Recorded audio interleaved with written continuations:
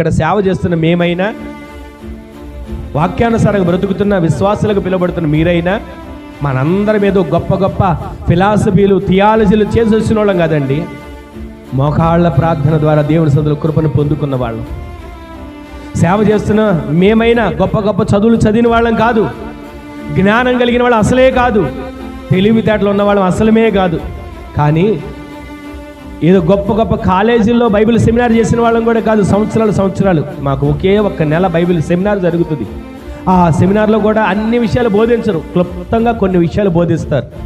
ఆ క్లుప్తంగా కొన్ని విషయాలు బోధించిన వాటిలోనే ధ్యానించుకుంటూ గొప్ప గొప్ప మర్మాలు మాకు తెలియకపోవచ్చు, గొప్ప గొప్ప విషయాలు మాకు తెలియకపోవచ్చు, గొప్ప గొప్పగా ప్రసంగాలు చేయడం మాకు రాకపోవచ్చు. కానీ దేవుడిచ్చిన కృప ద్వారా నిలబడినప్పుడు ఆయన బలపరిచి మాట్లాడుకుంటున్నాడు.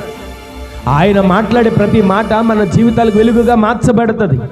మోకాళ్ళ ప్రార్థన ద్వారా, అరుణోదయపు కృప ద్వారా, దేవుడిచ్చిన దర్శనాల ద్వారా, అడుగుపెట్టిన ప్రతి స్థలములో ఆయన బాహు చాపి ఆశ్చర్య కార్యాలు చేస్తూ బలపరుస్తున్నాడు.